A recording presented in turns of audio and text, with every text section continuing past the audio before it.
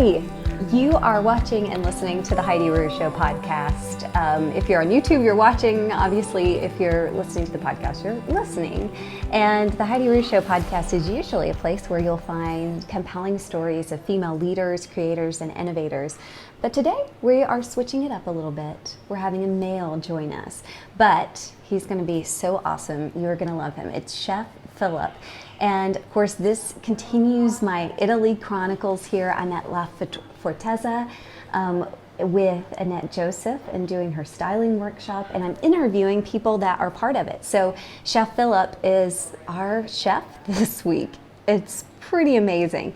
So Chef Philip, he is actually in Atlanta, but he comes here to help Annette and is the chef for her workshops. He was born in Indiana, and he studied at a culinary school in France. Then he also worked at a 2-star Michelin restaurant. And if you haven't heard of the Michelin Stars, it's a very prestigious thing that is only granted to a few restaurants, hardly any in the United States, and it's just the ultimate, compliment for a restaurant and for a chef. And so he worked it, and I'm going to try and get this right, the name. Alain Senderens. Alain Senderens. I think that was somewhat close. He then moved to Atlanta, and he worked at the French restaurant Joël, and he was a sous chef at Holy Taco, the chef for Kimbal House in Decatur, which is an amazing restaurant. In fact, when he was the chef there, that was when it was named Southern Living's best new restaurant in the South. And now, of course, he's a chef at La Fortezza, and he's the owner of a company called Bright Seed. What you're going to hear in this interview is Chef Philip talk about his love for cooking and where that came from. You're going to hear that story, but you're also going to hear about his wife, and she ended up dealing with an autoimmune issue, and that really changed his perspective about food. So we're going to hear that, and that's kind of what led to Bright Seed. But you're also going to hear things that you can take away, like practical tips in the kitchen, how to use herbs better, and then how to cook more holistically. So let's hear from Chef Philip. There he is, right there.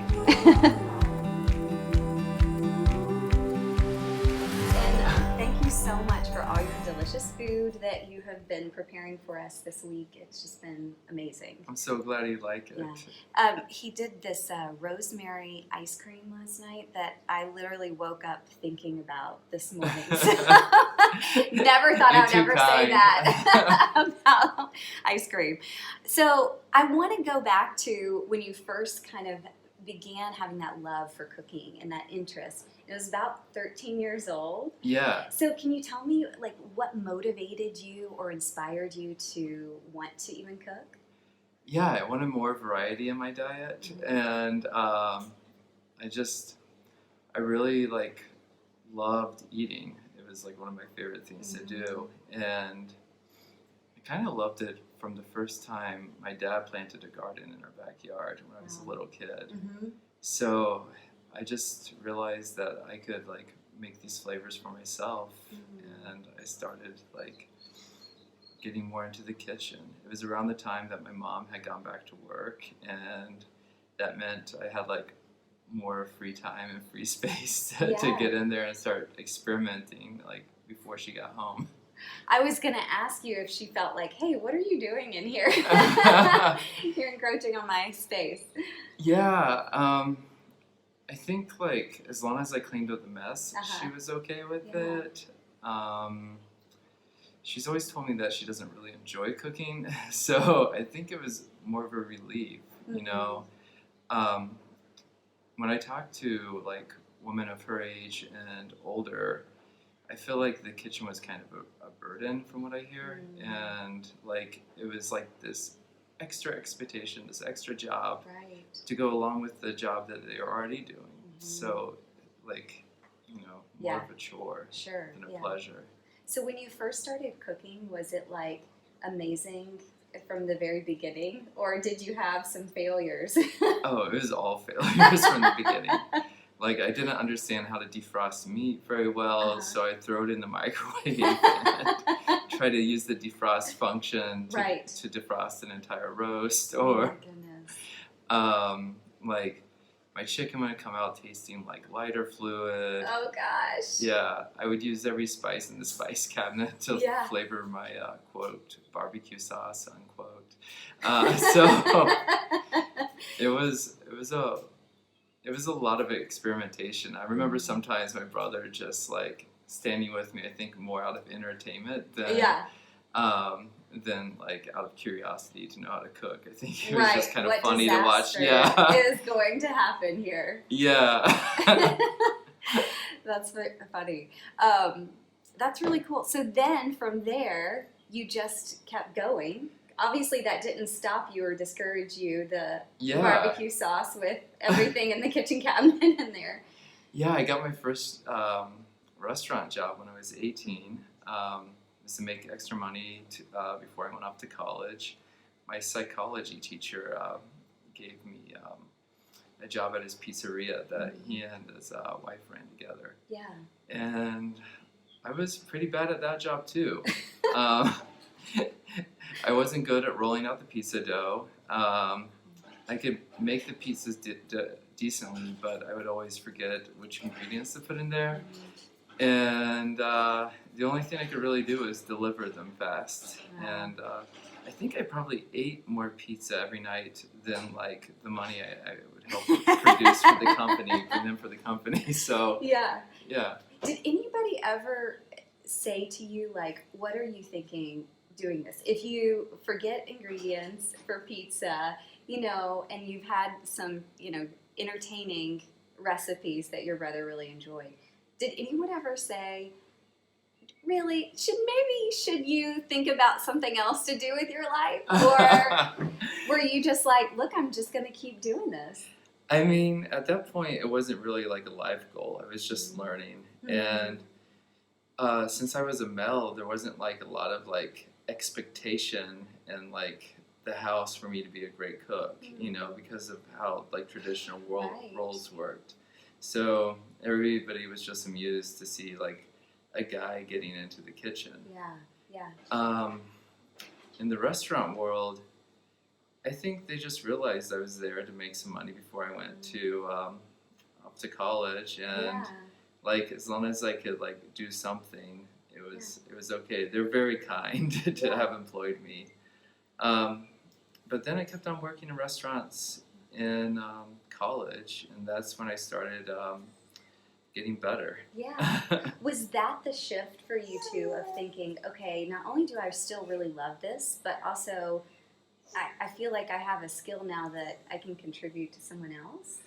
Is that when it happened, or before that, or after? No, I think like I kept on learning how to cook just because it brought so much joy to me. Like I really like cooking for people, other people, and I like to like do it more in an intimate setting.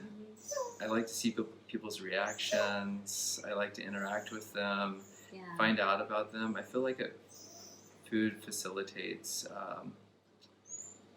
human interconnectivity, or like intimacy, getting to know someone, getting to understand them. Like it's a place where we can let our guard down when we sit at the table together. Yeah. So when you went into restaurants, did you always feel like, because you said that you like that more intimate, sorry, we have someone that really wants to be on the podcast. This is Vivian right here. If you hold on for a second, I'll lift her up. And if you're watching on YouTube, then you can see this cute little girl. She's like, look, she's sniffing the microphone. She is itching to be on the podcast, aren't you? What do you have to say for yourself? Nothing now. What is it like having everyone adore you? That's what I thought. She's a bit of a queen. She is. But so when you went into restaurants and you had that, the main thing is being able to see the joy in people's face. Did that feel difficult in a restaurant setting where it is such a business and you don't necessarily get to see the people as much? Or? It eventually did, but I didn't realize it at first because I was so happy learning how to make new dishes. And also I really enjoyed the camaraderie in the back of the kitchen. There's, I think Anthony, the late Anthony Bourdain captured it the best in his book Kitchen Confidential. He just really like, you know, he was able to lay out exactly how like this rambunctious group of people were able to connect together. And it was a lot of fun. I was young, I had the energy to do it, you know. As I got older, it was like way more taxing, but at that point I was like, yeah, this is great. Yeah. Well, something happened in your life with your wife that really kind of changed your perspective and led you away from the restaurant environment. Can you tell us a little bit more about that? Yeah. I spent a long time becoming a chef, like going to Paris to culinary school, and then coming back and working in Atlanta. And when we first started dating, like we would eat everything together. She would cook for me Colombian and Palestinian food. It was amazing, like learning all this new food. And we really connected over food. And when she started having symptoms of lupus, it became apparent to us that like her diet might need to change. And so she went to see a holistic doctor and found out like what sort of dietary restrictions she should have. And we experimented with eliminating a lot of that stuff from the diet. And some stuff got brought back in eventually, but a lot of it has had to, like, for the last 5 or 6 years, has had to, like, stay out of the diet. Wheat, aka gluten. Sugar, for the most part. Also, all sorts of, like, simple carbohydrates, nuts. It can be exhausting, like, to try to get out there and find somebody a restaurant that will, like, have food that you can eat. And a lot of times you just end up eating salads all the time, which is all right, but not all the time. Right.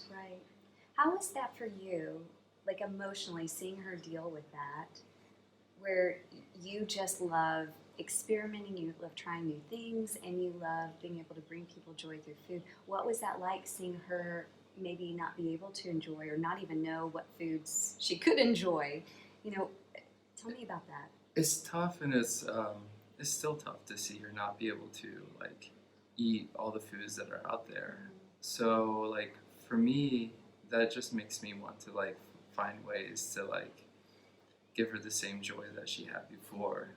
Whether it's, like, learning how to make gnocchi out of, like, sweet potatoes and, like, whole cassava flour, or, like, making, like, blueberry muffins out of alternative ingredients. You know, eventually you find ways around it, like ways to create food that can be enjoyable and even ultimately more healthy. And it's, like, so good for me to, like, see her enjoying something the same way she had enjoyed it in the past. But, like, from, like, my perspective, what it changed for me was that I remember, like, when you're a restaurant chef, you have a lot of responsibilities. You could easily be at the restaurant 18 hours a day. People have heard this. But, you know, like, anything extra that gets put on your plate sometimes becomes, like, annoying. And a lot of times that, like, that needle that would, like, drive that would break the camel's back, so to say, like, would be, like, food allergies that would suddenly come in. And when I was coming up in the restaurant industry, there wasn't much receptiveness for this, you know. People would be like, yeah, right, whatever. Everybody thinks they have a gluten allergy. But when I was able to see it with her, and I was also able to see it, like, my mom's health also was affected by these sort of allergies. When I was able to see that happen, like, firsthand, I was like, okay, I need to change the way I approach this. And then I need to make sure that the cooks that I'm training also have the same attitude. Like, and that's sort of, like, teaching me about, like, empathy in my life, and how that was, like, empathy should be, like, the first step I take when engaging with people. And I don't know, I feel like the way like restaurant work is organized and how hard you have to work, like a lot of time you become callous to that. And not everyone, but for me that happened. Yeah. So I feel like her illness, like one good side effect for me is that it allowed me to like start re-engaging with empathy and starting to like make sure that like that was the lens I was seeing things through. And that led to Brightseed, right? Yeah. Correct? Yeah. So tell me about Brightseed. It's education and consulting, right? Yeah, so I didn't, I felt like my time in restaurants was over. Like I had a good run. Like I was last co-executive chef of this restaurant called Kimbal House in Decatur, and it's still a great restaurant. But I wanted to start doing other things that had other interests that had like bubbled up. I started seeing like what like focusing on my personal like health could do for myself, eating differently, practicing yoga, even meditating. I sound like so much like a millennial right now, but yeah. But I'm gonna own it. It's really helpful, like to slow down, to do something to reduce the anxiety, and then to like make sure you're putting good stuff into yourself. It's more important than I think. Like, it's more important than I realize, and it's more important than I think that what a lot of people realize. How do you feel different now after you've started implementing more yoga and meditation and healthy eating? Oh, totally different. I get sick a lot less. I have a lot more energy.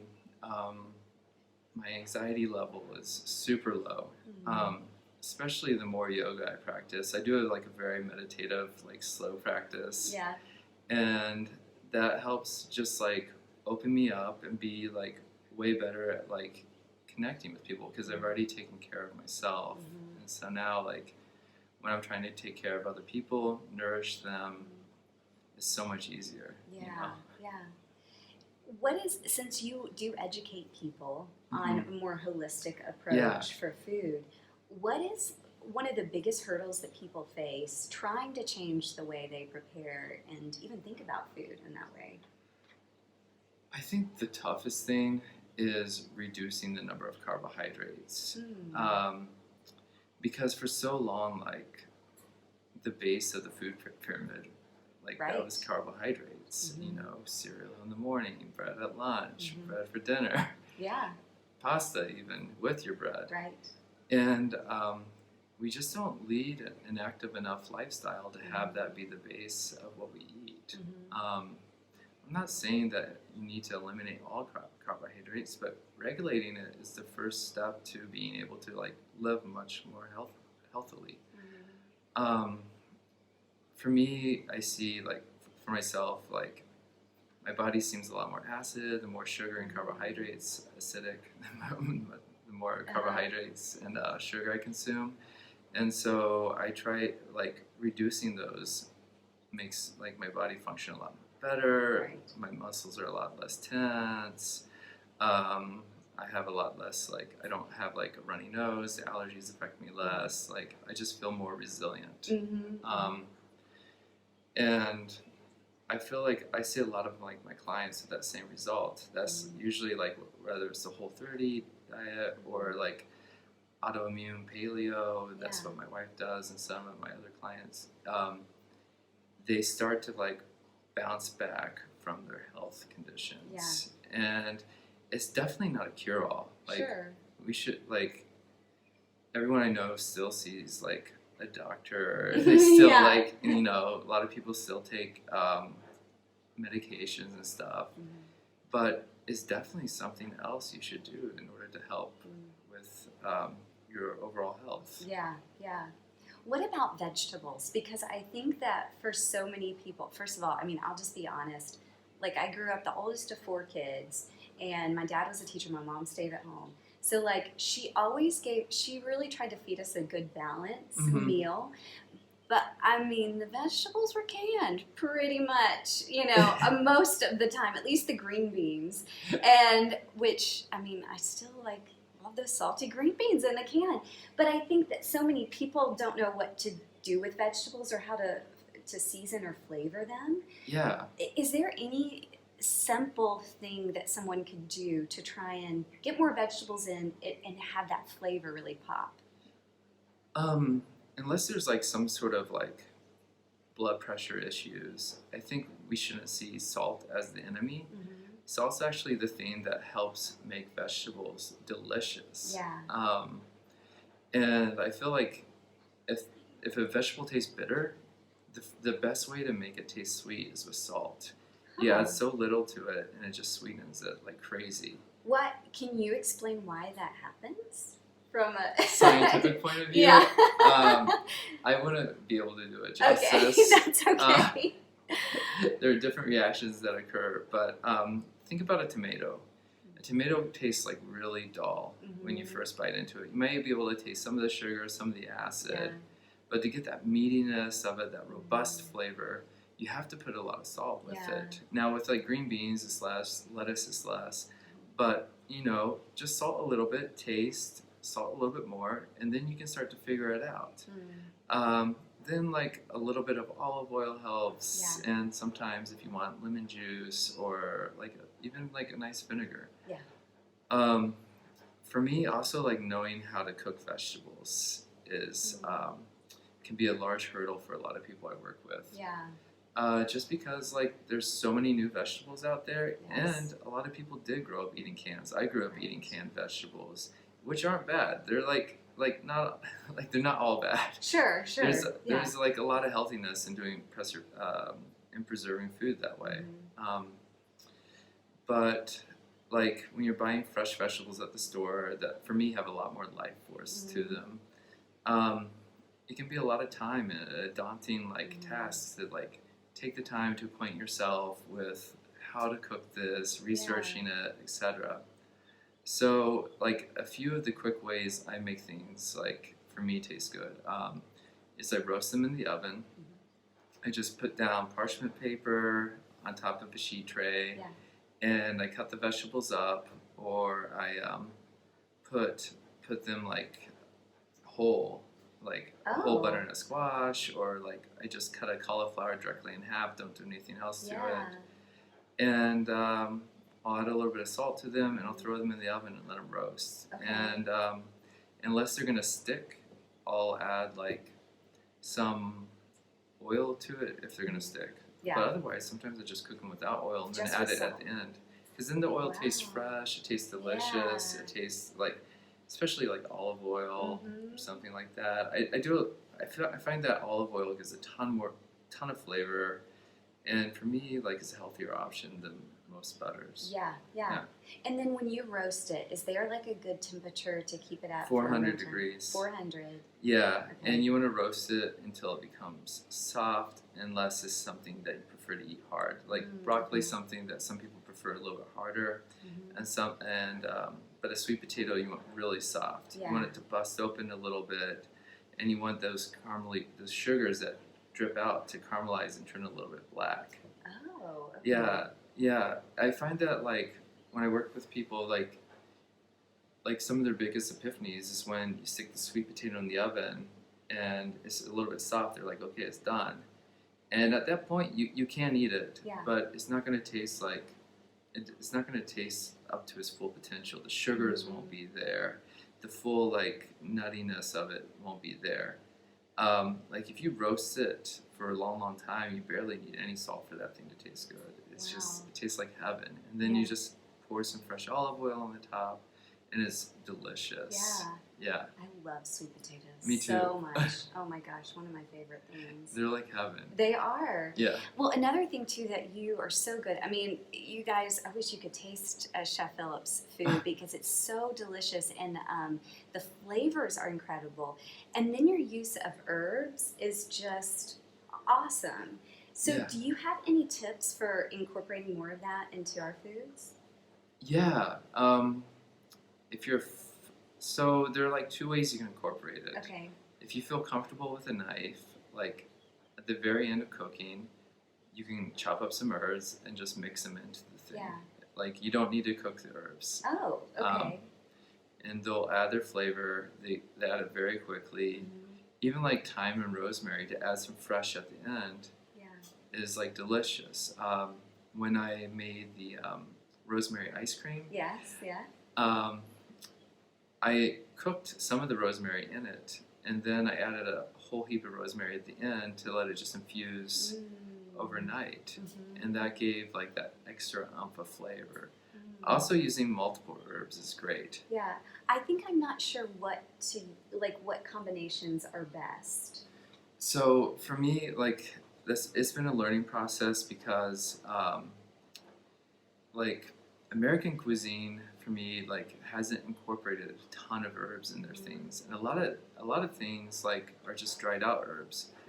So it wasn't really until like when I started learning French cooking, I started learning a little bit in Italian, but it was really like Middle Eastern cooking where herbs became the dish. Yeah. Like tabbouleh is a parsley salad. Yes, yeah. It's like delicious. Yeah.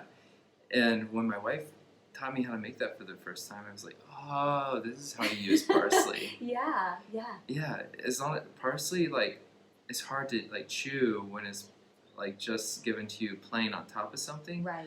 But if you put for any herb, if you put some olive oil, some vinegar, or like a little bit of like melted lemon juice or butter, something like that lemon juice helps soften it and helps like incorporate that flavor throughout, and it makes it way easier to chew if it sits with it for just a little bit. Yeah.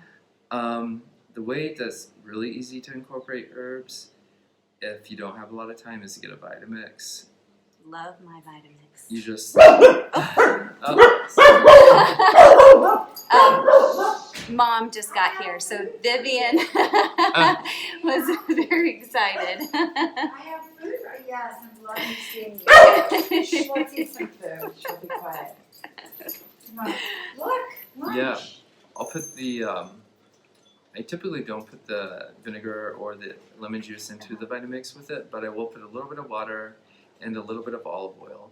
And when you do this with a little bit of salt, you can blend up the herbs just enough so you can blend the herbs, and it'll become like an herb puree. And if whatever you mix that into, it just takes on the flavor. So it could be a salad dressing.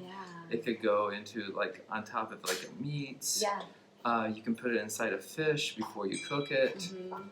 Suddenly, like it only takes like 30 seconds, and you have like 2 cups of herbs, like in pureed form, so you don't even have to chew them, ready to go. And it can be like whatever combination. I feel like the light herbs, like parsley, mint, even tarragon. Tarragon's pretty strong, but those light, delicate herbs, les herbes fines, they have this like, they go really well together, and then that's a good place to start with those. Okay. And then rosemary, sage, thyme, those more like hardy herbs, those go well together.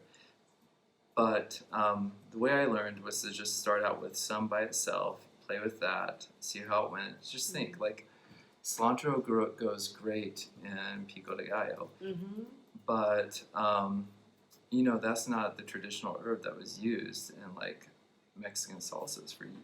Really?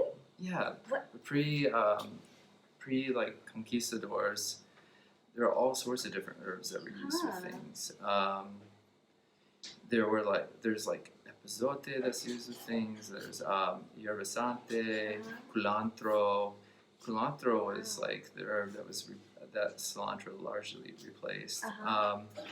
But you have all these native herbs that are delicious in Mexico, and once like I read that like cilantro could replace, I was like, what else could replace it? Yeah. Because like parsley and a lot of Mediterranean cooking replaces what cilantro does in Mexican cooking. Oh, right. So if you just think about like what you eat at restaurants and know the herbs in that, that's a good place to start. That is a great tip. I love that. One of my favorite salad dressings is one from Jenny Levison. Do you know her? Super Jenny? Yeah, She owns Super Jenny. I don't know her personally, Okay. but I've met her. She's been on the Heidi Rew Show podcast. Oh, that's and awesome. She has this parsley. The house dressing there is like a ton of parsley with some shallots and then red wine vinegar, olive oil, and it is, and salt and pepper, and it is just so delicious. And for forever, that is the only salad dressing I would make it at home, and that's the only thing I would put on my salads. It's a great place to start. Yeah. A lot of like French cooking has those elements at the base of like a lot of like the relishes that are put on top of things. So yeah. The other thing too that I wanted to share with everyone is that Chef Philip made this delicious thing to put on the Bolognese, right? Is that what you made last night? That's what it's called? Yeah. And it's just sage, but I was like, I could eat this like chips. So it's sage, and then you put it in you fry it in some olive oil. Yeah, so this is like really popular, like maybe like 20 years ago almost, where people would fry sage. And then they would put it with gnocchi, with butter, or they would fry it with like potatoes and have fried sage on the side. And like, I don't know, I like digging up old like recipes and putting them into the mix. Yeah. So I thought, you have a giant sage bush here at La Fortezza. Why not like make a ton of sage? And also like Annette's, whose house La Fortezza is, she has like suggested it. She loved it. Yeah. She was thinking about it, and I don't know. I feel like we're both on the same page when it comes to like adding new things and old things into dishes. And so, do you just put like a tiny bit of olive oil in a pan to fry it? Like you wouldn't. You don't do it. You want about an inch of olive oil. Okay. It's a lot of olive oil. So like if you're just doing it for your family, just get a small pot, like and put it into there, like what's sold as like a small saucepan, the one with the higher size. That way the oil doesn't jump out. You put about an inch down. You drop it into it, and you're deep frying into it. I put one sage leaf into the oil, see when it starts to fry, and when it starts frying, I add the rest of the sage leaves. Okay. Let them fry. I strain them out with like a little like spider. That's what it's called. Or I don't know what the name is in English. I think it's called in French it's called an écumoire. But it's just the thing that it's like a slotted spoon sort of thing. That was so snotty. Yeah. I don't know the name of it in English. Right. I only know it in French. Sorry. Sorry. Well, it's so good. Embarrassing. No. I think we all know That's what I'm here for. we have something in our kitchen that could be used. Yeah, So- everybody has something. Yeah. Even a colander, can work. Yeah. You just put the colander over another pot and then pour that into the colander. Okay. Just be careful, it's hot oil. Sure. Yeah. And always don't pour the oil down your drain. Yes. Put it, either dispose of it through the garbage or save it to cook again. I saved ours to cook again because it's good. sage Plus it's flavored olive oil. Yeah. So. Oh my gosh, that would be a great little salad dressing. Yeah, maybe, salad dressing, or you can mix it, pour it on, drizzle it on top of the meat, and all of a sudden you have this explosion of sage with it. Oh my gosh. Yeah, I can even take fresh sage and warm it up gently in it, and to double so you have the fried sage flavor plus the fresh sage flavor. Yeah. So there's all sorts of ways to reinfuse. Oil and all sorts of water-based things can just be done the same way you would do a tea. Don't infuse too long. Just figure out what's right for you. Yeah. Good rule for me is if something starts to turn brown, that's when it's time to take it out, because you're going to start getting composty tasting flavors for herbs once they start to turn brown. Yeah. Okay, that's a good rule to think about. Yeah. Throughout what you've been talking about, Chef Philip, one of the things that I hear over and over again is your love of learning, and it sounds like you just never stop desiring that. Yeah, it can be a problem. So why is it a problem? I just feel like I don't let my mind stop sometimes because I'm just listening to a new podcast about how to cook, reading on the internet site about to cook, and I feel like I do a lot better if I'm just kind of chilling out, you know? Yeah. It's better for my mind overall, and I need to know get better at putting the brakes on it a little bit. I think learning is great. What do you feel like you're learning right now? Oh my God! Right now, so we're in La Lunigiana, which is in northern Tuscany, and we're just surrounded by mountains, and all these people who have continued doing these amazing food traditions for hundreds of years. They still exist here. UNESCO's come into the region and started saying, hey, we need to pay attention to this and preserve these like hyper local food traditions. Yeah.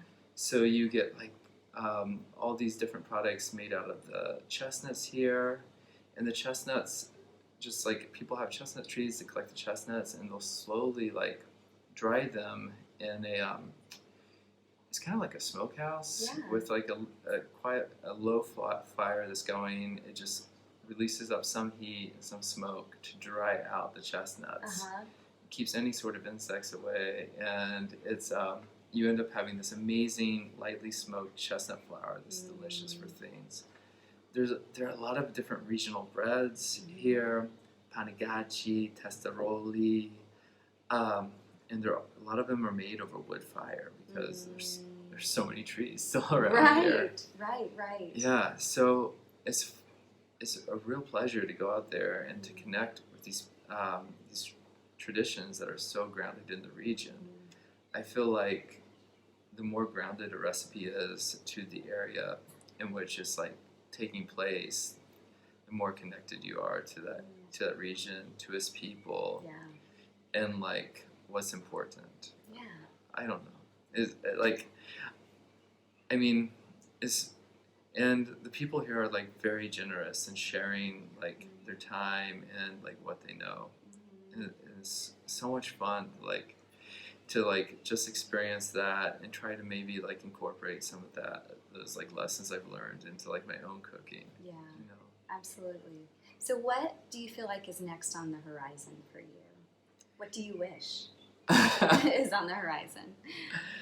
Oh, I don't know. More cooking in Italy would be good. Okay.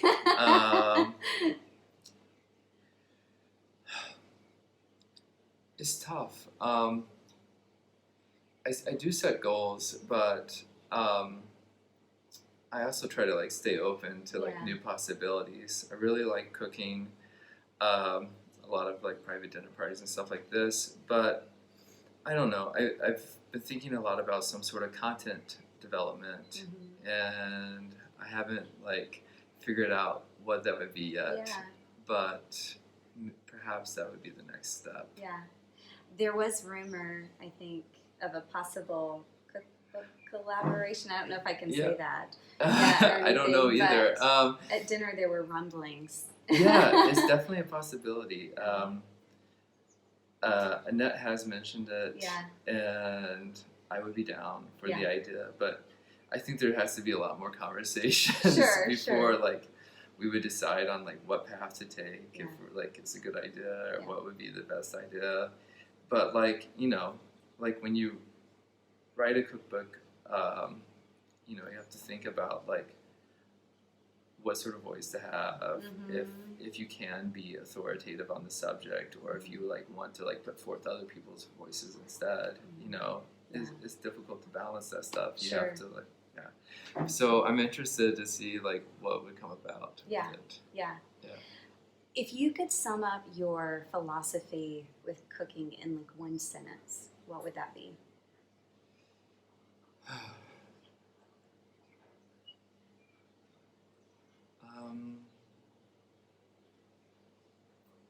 Have an open heart, and use that to lead you in how to like nourish and give people pleasure. Yeah. So I love it. Well, Chef Philip, thank you so much for spending time and sharing your knowledge, and really appreciate it. So. Oh, well, thank you. It's been a pleasure talking with you, Heidi. I've loved our conversation. Yeah, me too. And I hope everyone else has as well. And just make sure you subscribe on YouTube, on the podcast, anywhere you can find podcasts, and that way you won't miss any of these Italy Chronicles, is what I'm calling them, while I'm here. So you won't want to miss this. Yeah, next time I'll get to interview you. Oh!